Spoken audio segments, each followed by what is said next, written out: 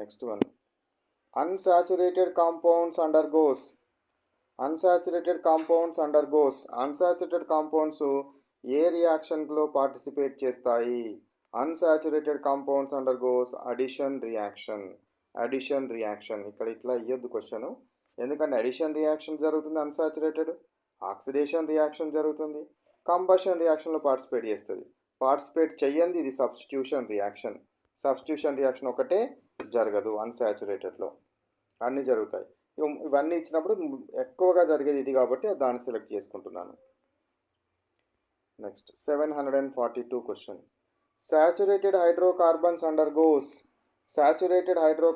undergoes substitution reaction. Saturated combustion అవుతుంది, substitution అవుతుంది, కానీ మనం ఎక్కువ ప్రియారిటీ ఇవ్వాల్సింది సబ్స్టిట్యూషన్కి ఇవ్వాలి కాబట్టి I'm giving highest priority to substitution reaction. But saturated hydrocarbons ఏ రియాక్షన్లో పార్టిసిపేట్ చేస్తాయి? సబ్స్టిట్యూషన్ రియాక్షన్లో పార్టిసిపేట్ చేస్తాయి. నెక్స్ట్ 743 క్వశ్చన్ చూడండి, a substance which regulates the rate of reaction without undergoing any chemical change. ఏ రకమైన కెమికల్ చేంజ్ జరగకుండా, ఏ రకమైన కెమికల్ చేంజ్లో పార్టిసిపేట్ కాకుండా అది రియాక్షన్ని మార్చేది, అంటే రేటును మార్చేదాన్ని ఏమంటారు అంటే క్యాటలిస్ట్ అంటారు. ఇది ఎందులో పార్టిసిపేట్ కాదు కానీ అది స్పీడ్ ఆఫ్ ద రియాక్షన్ పెంచడం కానీ తగ్గించడం కానీ చేస్తుంది. పెంచడం చేస్తే పాజిటివ్ క్యాటలిస్ట్ అనాలి, తగ్గించడం చేస్తే నెగటివ్ క్యాటలిస్ట్ అనాలి. 744 question, catalyst in hydrogenation reaction అంటే అడిషన్ ఆఫ్ హైడ్రోజన్స్ని హైడ్రోజనేషన్ రియాక్షన్ అంటారు.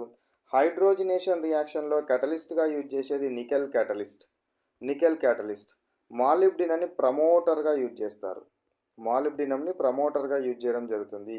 నికెల్ క్యాటలిస్ట్, మాలిబ్డినం ప్రమోటర్ యొక్క పని ఏంటి అంటే క్యాటలిస్ట్ పని చేసి అలసిపోతే దాని యొక్క యాక్టివిటీని మళ్ళీ పెంచేదాన్ని ఏమంటారు? ప్రమోటర్.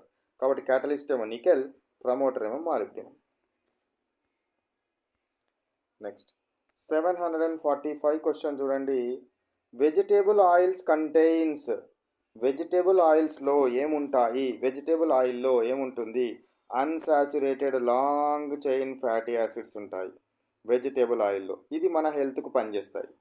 కానీ ఇక్కడ మనకు ఈ కొన్ని రోడ్ల మీద పెట్టే ఫుడ్ సెంటర్స్ ఉంటాయి కదా, ఆ ఫుడ్ సెంటర్స్ వాళ్ళు తక్కువ రేటుకు ఆయిల్ కొనుక్కొచ్చడానికి తక్కువ రేటుకు వచ్చేది ఏం చేస్తారు?